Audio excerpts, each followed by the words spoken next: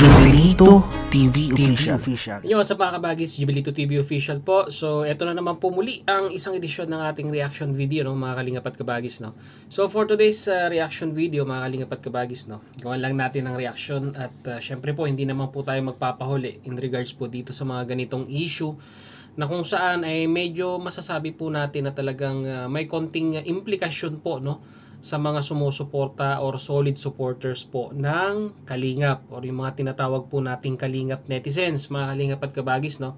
So alam ko po, aware po kayo dito sa nangyaring pagbibigay ng sabihin na nating opinion or pagpapaliwanag.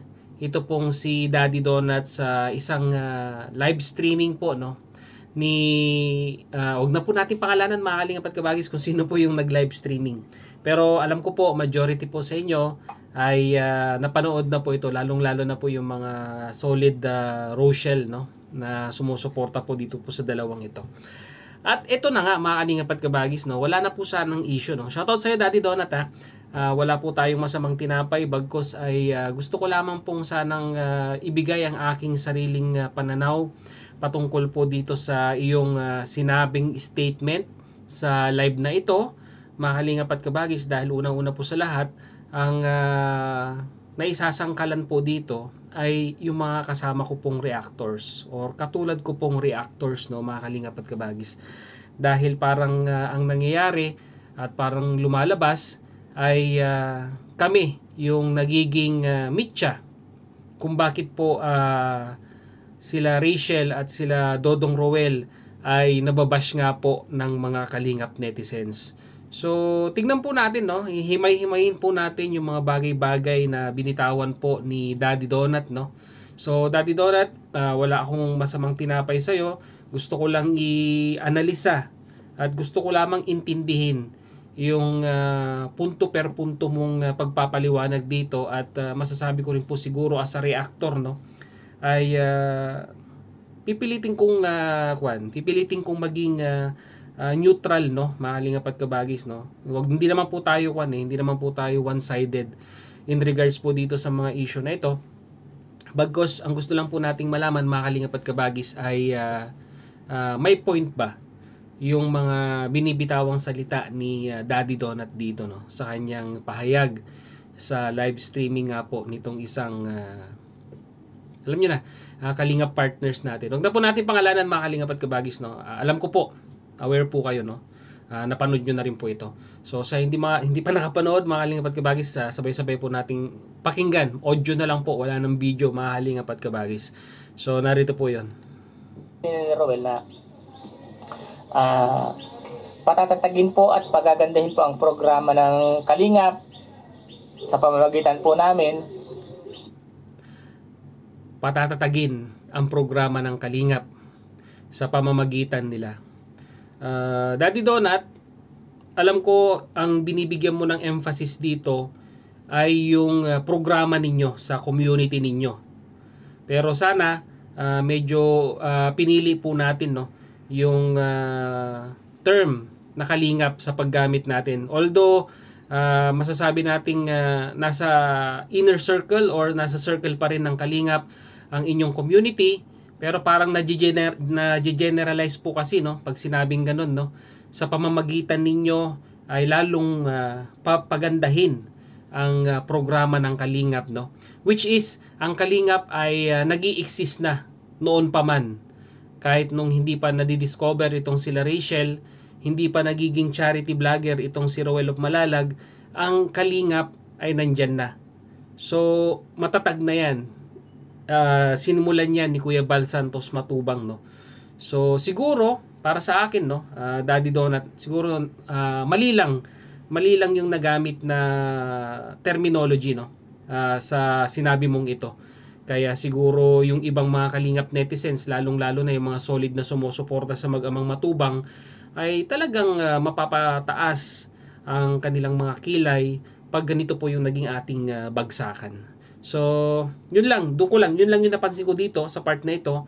So, titignan pa natin kung meron pa sa kanyang mga sinabi ang masasabi nating sana naging kwan na lang in conjunction, di ba? in conjunction dito po sa mga programa ika nga ng kanilang community, which is under pa rin po ng Kalingap. So pagpatuloy po natin. At pagagandahin po namin yung programa, magbibigay po kami ng magagandang tawag dito, nanonood po kayo, di ba? Bibigyan po namin kayo ng magagandang panoorin sa paglingap, regarding sa pagtulong, at Bibigyan ng magagandang panoorin, no? Alam nyo, Daddy Donut, no? First and foremost, no? Ang paglingap is not about all content, ika nga, no? It is not about content, sabi ko nga, mga kalingap at kabagis. So, parang ang namimisinterpret ng mga ibang viewers, parang dito sa pagkakasabi mo, parang ang pagtulong ay parang sa views lang, di ba? Which is, kung marirecall mo na sinasabi din ito ni Kuya Bal Santos Matubang, at alam ito ng mga solid na sumusuporta kay Kuya Bal Santos Matubang, wala pang Facebook noon ay nagcha-charity na si Kuya Bal. Wala pang camera. Meron man yung picture-picture lang. Pero wala naman siyang pagpupusan kasi wala pa namang platform na Facebook at that time. So para sa akin, yung sinabi mong parang sa content lang, lalong mas paiibayuhin para sa content, siguro para sa akin, Daddy Donut, parang secondary na lamang ito. Yung pagsasaayos ng magandang content. Pero para sa akin, ang main objective dito, nakaharap man sa video o hindi, nakaharap man sa camera o hindi, dapat yung focus natin ay nasa pagtulong talaga. 'Di ba? Secondary na lang yung pag-upload dito po sa platform na ito. Kung talagang masasabi natin ang nasa puso natin ay nasa paglingap, katulad po nila Kuya Bal Santos Matubang, ay nakita naman po natin yung sakripisyong ginawa ni Kuya Bal at that time, na talagang wala naman pong bumabalik sa kanya, pero ginagawa niya pa rin. Dahil nga po si Kuya Bal, talagang ang pagtulong ay talagang nasa puso niya na. So yan, isa pa yan sa mga napansin ko, Daddy Donut, no? So pagpatuloy po natin. Iwasan na po namin ang sumagot sa mga basher. Iwasan na po namin ang sumagot sa mga reactor na negative po ang pinapaabot. Basta po kami, doon na po kami sa diretsong pagtulong. Hindi na po kami mag-entertain ng mga negative comment, negative reactions, negative reactor. Sama na natin yan. Okay, Daddy Donut, patungkol naman dito sa sinabi mong itong puro mga negative. Ayan na nga. Kaya ako sumasagot dahil nabanggit mo ang salitang mga reactor, no? Na diyan nabanggit mo na nagsasabing mga negative reactor, mga negative na nagbibigay ng alam niyo na, reaction video dito po sa community nila, mga Kalingap at Kabagis, which is under pa rin po ng Kalingap Circle. Alam nyo, hindi naman po kami pupuna as a reactor kung wala naman po kaming napapansin na sa tingin po namin ay hindi po kapuna-puna. Diba?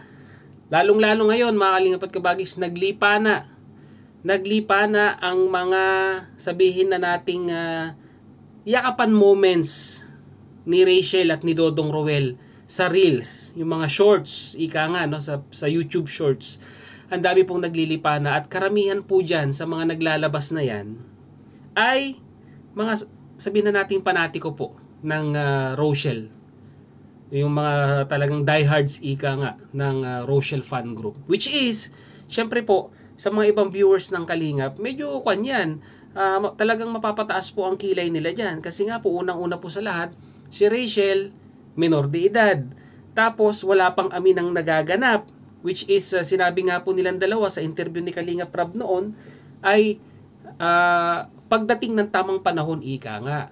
Pero sana, syempre, sabi nga nila, pagdating ng tamang panahon, dapat doon na nila gawin sa pagdating ng tamang panahon. Hindi yung masasabi nating nasa murang edad pa si Rachel, tapos ganito na po yung nakikita natin sa kanya, ay may masasabi at may masasabi po talaga ang mga, lalong-lalo na po, yung mga conservative na Kalingap netizens natin na nakakapanood po ng ganito. Which is, syempre po, magbibigay din po sila ng sarili nilang opinion dito po sa nakikita nila, no?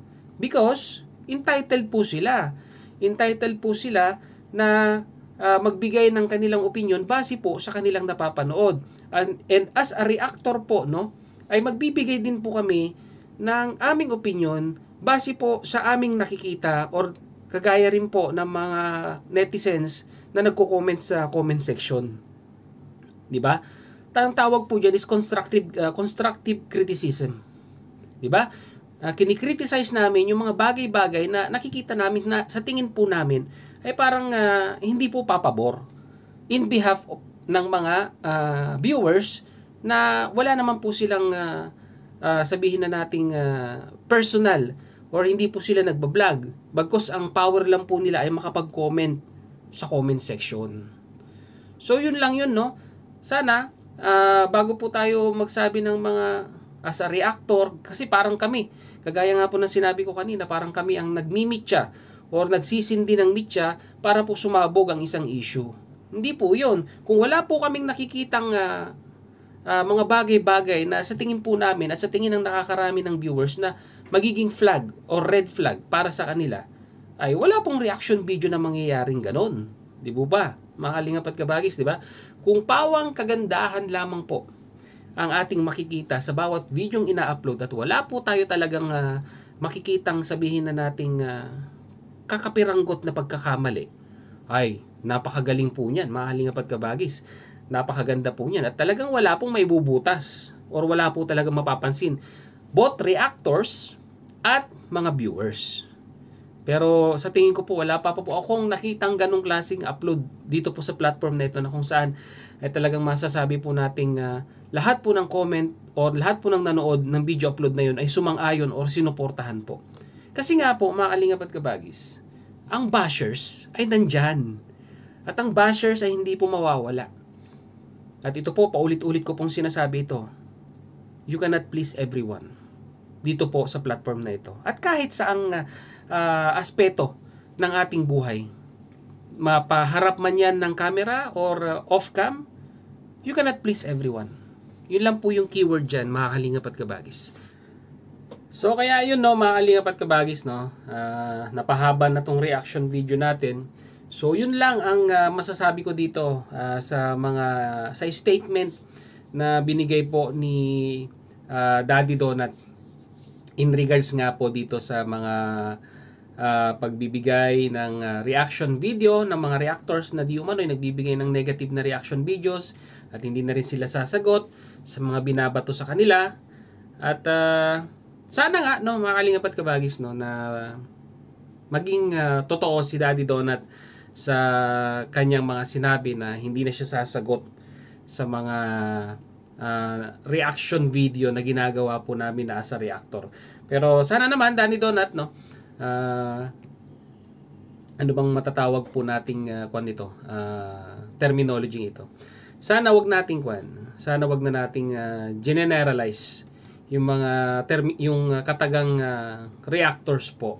Kasi unang-una po sa lahat, hindi naman po lahat or masasabi mong bilang sa mga daliri sa mga kalingap reactors ang nagsasabi ng hindi maganda dito po kay Rachel at kay Ruel of Malalag. Bagkus suportado pa yan ng karepa, no, ng kalingap reactors partners yung mga kagandahang ginagawa nila or paglingap sa ating mga kababayan. At kung meron man na gumagawa ng mga negative na reaction video dito po kila Dodong Roel at kay Rachel, ay malamang ay baka hindi po solid na kanyan. Hindi po yan solid na kalingap reactors partners or baka hindi po registered. Yun lang naman po ang sa akin dyan, Daddy Donut, no. At kung meron mang naligaw, ay siguro po ay masasabi natin talagang may nakita siya.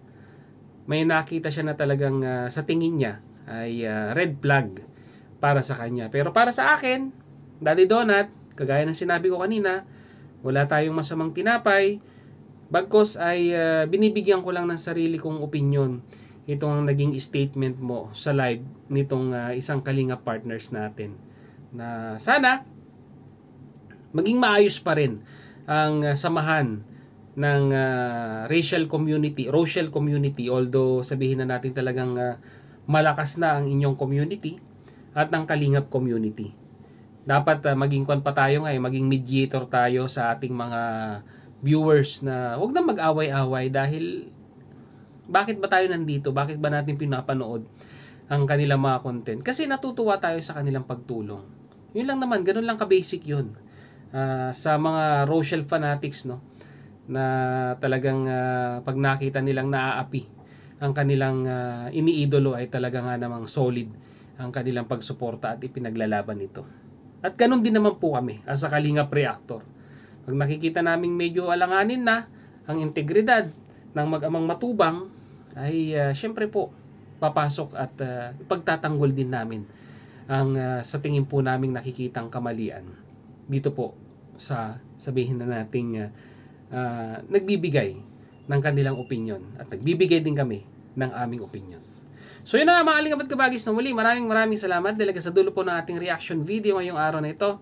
E nasamahan niyo po muli si Jubilito TV Official. At muli po, papalala po ang inyong host. Sa mga hindi pa po nakasubscribe sa channel ni Val Santos Matubang, Ate Edna Vlogs at ni Kalingap Rab, huwag po natin kalimutang i-subscribe ang kanilang mga YouTube channel. And at the same time, muli po, naglalambing din po ang inyong host. Sa mga hindi pa po nakasubscribe sa channel ni Jubilito TV Official, ay pakita mo po ang subscribe button at ang notification bell para maging updated po kayo sa mga darating nating reaction videos. Once again, this is Jubilito TV Official, Public Information Officers po ng Karepa Group or Kalingap Reactors Partners, and at the same time po, proud members ng Kalingap OFW Organic Sponsors or Team Cause. As always, mga Kalingap and Kabagis, peace, God first. God bless po. Bye-bye!